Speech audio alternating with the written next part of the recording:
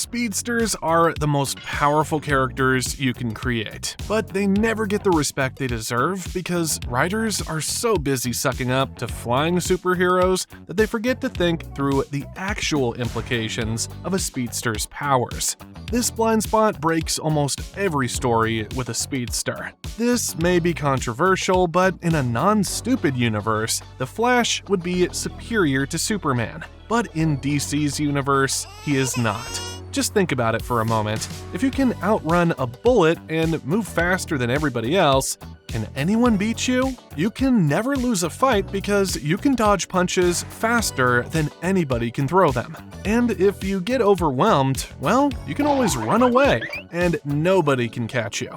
And that's just regular speedsters. The Flash is apparently so fast that he can outrun time itself. How can anybody ever catch up? There is no logical reason for normies to successfully hit a speedster more than once, unless he is a masochistic freak who gets off on that kind of stuff. Even other superheroes don't stand a chance against a speedster. He can move faster than any of them. Landing a solid hit would be impossible. If you think through all the implications of their speedster powers, characters like the Flash and Quicksilver should be gods, unstoppable and untouchable. The only reason they got stopped is because the writers cheated. But this cheating just creates a broken storyline with a million plot holes. So how do you avoid this mistake in your own story? How do you write a speedster who is awesome while being balanced enough to be beaten without breaking the brains of your fans? There are only 3 things you need to keep in mind. 1. Pick your speedster archetype and stick to it. There are 3 dominant speedster archetypes. The first one is the untouchable god who is faster than everybody and everything. Metro Man from Megamind is the best written speedster in this archetype. He travels around his entire city, takes his lunch off a couple of other people's plates, reads a few books in the local library, has a full-blown existential crisis, and fakes his death all in the time it takes for the rest of us to blink. Most speedsters fit the untouchable god archetype, but most writers never think through the full implications of having such godlike powers. So if you make your speedster a god, please think it through, or just use the second speedster archetype. The second speedster archetype is still overpowered, but he has weaknesses, kinda like Superman and Kryptonite. A-Train from The Boys is the perfect example of an overpowered but limited speedster. He can run faster than everybody else, but he is addicted to Compound V, so he can't run for very long, and the exertion leaves him panting and struggling to keep himself from puking out his guts. It's an obvious weakness that an enemy can exploit. Just wait for him to get tired and surprise him when he's trying to catch his breath. This kind of speedster is harder to screw up, but some writers miraculously manage to do it anyway. So use this archetype if you can. And if you're struggling with a naturally believable weakness, you can always use the third speedster archetype. The third type of speedster is still very fast, but he's not the fastest thing in the universe. He has a speed limit. You don't have to specify a hard limit like 100 to 200 miles per hour, but there should be some pointers. Maybe he can run faster than a car, but he can't run faster than a plane. Think of somebody like Dash from The Incredibles. He has a maximum estimated speed of around 190 miles per hour. Some of the wildest estimates put his max speed at around 400. That is unbelievably fast for anything moving on land. A villain with a speed like that is still formidable, but he's not unbeatable if your heroes are creative enough. A speed limit like this balances your character and stops him from becoming ridiculously overpowered. Now, picking your archetype and sticking to it is just the first step. It doesn't guarantee a great story. Many writers ruin their stories by breaking the second rule. 2. Set your in-universe rules and never break them. Speedsters are not real, obviously. They exist in a fantasy universe, but even a fantasy universe needs rules that are consistent within its own context. Our real universe, for example, has gravity. If you throw a rock in the air, it always falls back to the ground. Even things that fly, like birds and planes, still have to land eventually because nothing can resist gravity forever. Working against gravity takes a tremendous amount of energy. Birds have to eat constantly, and planes have to burn through thousands of gallons of fuel to stay airborne and resist gravity. Your fantasy universe cannot be any different. If your universe has somebody capable of super speed, he should not be getting punched in the face by a bunch of powerless normies. If your speedster can move faster than everybody else, he should be able to dodge those punches before they land. The normies shouldn't even see him. He should be moving so fast that the only thing they see is a blur. But once you have established your rule set, you will realize that you're still not in the clear. There is a crucial story element that almost every rider gets wrong: the perception problem.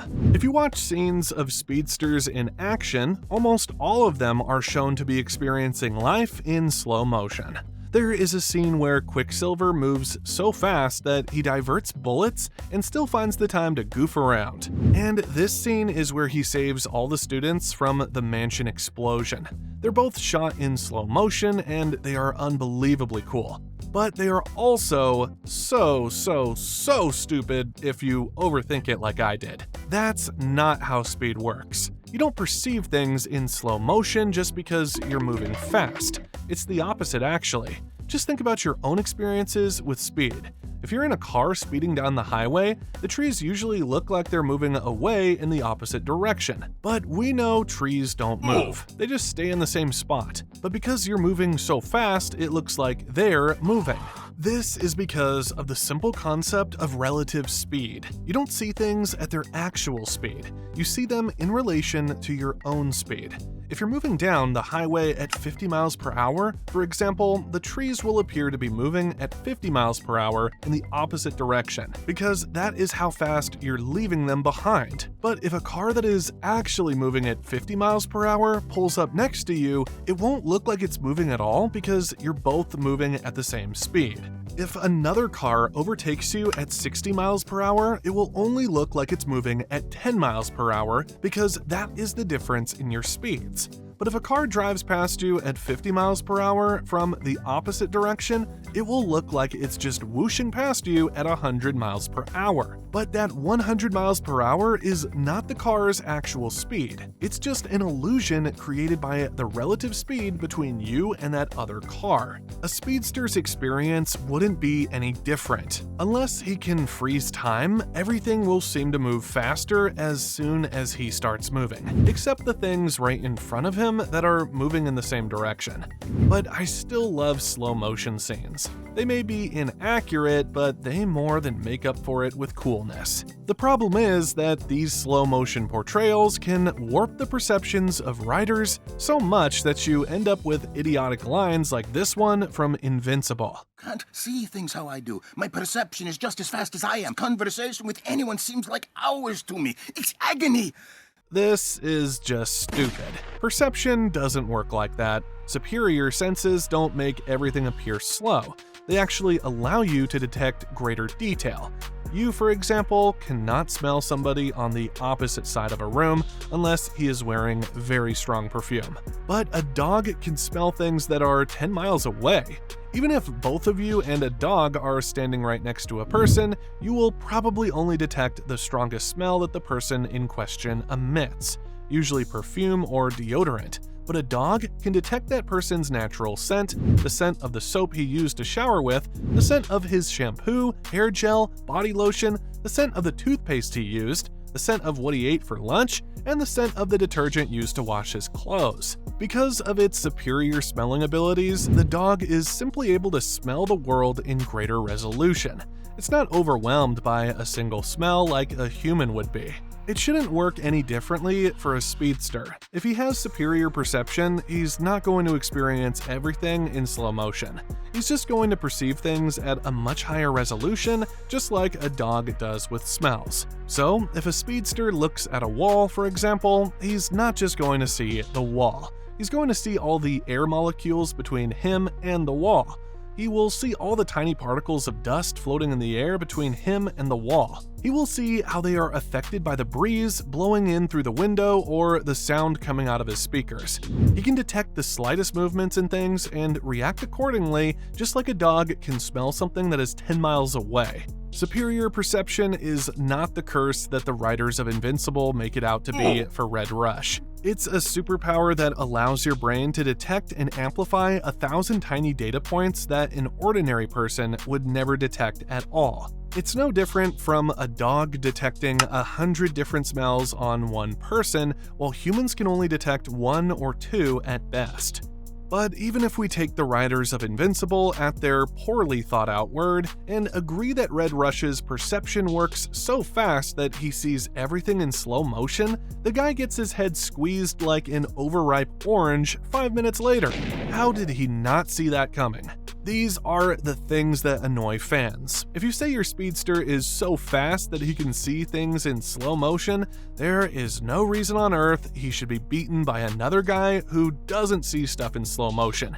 You should never ever be surprised by anyone. You can't sneak up on a dog because it can always smell you coming from a mile away. Even when it doesn't react, it still knows you're there. It's just ignoring you. So how the hell do you outmaneuver a speedster who sees everything in slow motion? How does Red Rush get beaten? The answer is you don't. What? Unless you are an invincible rider, in which case you just cheat. You make Red Rush extremely stupid for however long you need to get him killed, and then move on like nothing happened. The writers broke their own rules. Please, don't copy them. If you create a god-tier speedster, treat him like one. Don't break your own rules and cheat just because you want him gone for plot reasons. Fans are not stupid. They can see the clumsy hand of the writer interfering with events even when you think you're pulling a fast one on them. If your speedster has flaws, foreshadow them early enough so the fans are not blindsided when they are exploited. Don't do your speedster dirty like Red Rush and Quicksilver were done. And also don't make him a drooling idiot like the Flash. If a character is stupid, make him consistently stupid. If he is only situationally stupid when you need the hero to win, it's cheating. And cheating doesn't even work because when you intervene, it takes fans out of the story and makes them realize that what they're watching is actually fake. Heroes must suffer for their victory.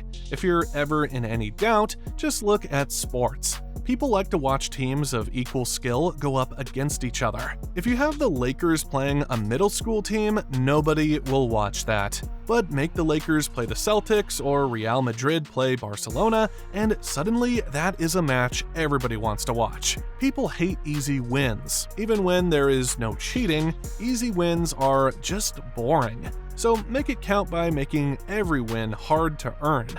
The best way to do that is by using the final tip of writing a speedster. Make the conflict compelling. But how? Don't worry, I got you. 3. How to make the conflict compelling. The nature of your conflict will depend on the type of speedster you have. If you have a god-tier speedster, you can be stupid like the Flash Riders and have him travel to the future to fight his evil future self, so you end up with a mountain of nonsense masquerading as a story. Or you can be smart about it. If the speedster is an untouchable god, treat him like one. Make the conflict an ideological one. Megamind did it perfectly with Metro Man. Metro Man just gave up and faked his death because he got bored of being a superhero. He got tired of living for others and always saving the day. So he hid away and tried to do something just for himself. This is the best way to handle a god-tier speedster. Make the conflict about meaning and purpose instead of just speed. When you only focus on speed, you tend to write yourself into a corner. And once you've backed yourself into that corner, you're tempted to cheat like X-Men and Marvel did with both versions of Quicksilver. Or you can just keep digging yourself into an exploding sewer of nonsense like the CW did with all the time travel and multiverse nonsense they pulled with The Flash. If you find yourself being tempted to invent time travel and multiverses to make your story make sense, you have already failed.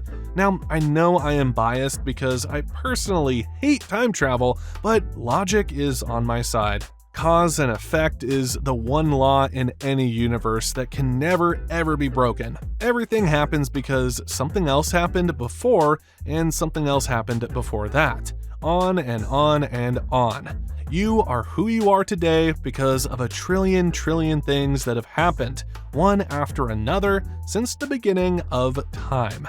If somebody changes just one of those things, everything else changes in ways we can't even figure out how to predict. You travel back in time, and just as you arrive, you startle a butterfly. Then that ancestor of yours who outran a saber-toothed tiger 10,000 years ago is distracted by the butterfly, so he trips on a root, he gets eaten by the tiger, and your entire family tree gets nuked out of existence just like that. Every little thing affects everything else by an increasingly greater magnitude in perpetuity because cause and effect works like compound interest. When you change just one thing in the chain of cause and effect, you change the billions of things that happen after it in unimaginably massive ways. But time travel and multiverses allow writers who have written themselves into a corner to do exactly that. Rip up the chain of cause and effect and just reset everything by traveling back in time, or just travel to another universe and start all over again. It's lazy and annoying, and nobody likes it. A story with a reset button is a story with no stakes. If your characters can always escape the consequences of their actions by traveling back and forth in time, there is no point in being invested in their stories, because they don't matter anyway. Things that can be easily changed don't matter, and if they don't matter, caring about them is literally stupid. And the answer is yes, I am ranting about the Flash again. So if you create a god-tier speedster that cannot be beaten, just make the conflict center around meaning, purpose, the nature of good and evil, and things like that. Stop bringing in clones from an alternate universe or future versions of the Speedster for your Speedster to fight. It just turns your story into a confusing pile of stinking bullshit. Ideological conflicts also work with overpowered but limited Speedsters. A-Train from The Boys is once again perfect here. I'm only talking about seasons 1 to 3 A-Train. I haven't finished season 4 of The Boys yet, mostly because it's impossible to watch. But in the first 3 seasons, A-Train is a marvelous character. When he is introduced, he is this swaggering, arrogant speedster who thinks he runs the world because he can run faster than everybody else. And then he shoots up Compound V so he can run even faster. But as the story progresses, we see A-Train's drug addiction catching up with him, and he starts getting weaker. He's also forced to confront the fact that he is not the hero he thinks himself to be. He's actually a villain. Nobody respects him, and even his family wants nothing to do with him, because he's a jerk. This sets up A-Train on an arc of redemption that I didn't finish because season 4 of The Boys is so bad, but I really hope A-Train completes his redemption arc and becomes a good guy. The A-Train arc is perfect because it's actually a classic story arc structure. A-Train gets his super speed from Compound V. When he injects more Compound V, he gets even faster, but the Compound V also weakens his heart, so he can't run anymore without risking death. Compound V, the very substance that gave A-Train his superpowers, is also the substance that takes them away. This structure is present in tragedies dating as far back as ancient Greece. It's so prevalent because it works, and it works because it mirrors real-life human behavior. People's greatest strengths are also their greatest weaknesses. You see it with powerful men destroying themselves with excessive ambition, beautiful women destroying their bodies with plastic surgeries, or rich families tearing themselves apart over inheritance disputes. This trend is even more visible in the rise and fall of empires. Groups like the Romans and the Mongols were so good at war that they defeated everybody else in battle, but they turned that violence inwards and destroyed themselves in civil wars. They were so good at war that the only way for them to lose was by fighting themselves. So they did that. Their greatest strength became their greatest weakness. It's a sobering trend, but it's also a perfect storytelling tool. You can do something similar with your speedster, especially if he is a villain or a flawed hero. Perhaps his super speed makes him impatient and reckless. The recklessness hurts the people around him, and maybe he even hurts himself. leaving him lonely and hated. Something like this would be an infinitely more compelling conflict than the generic speedster villain who is just the Flash from the future or the Flash from an alternate universe that the CW likes to pull.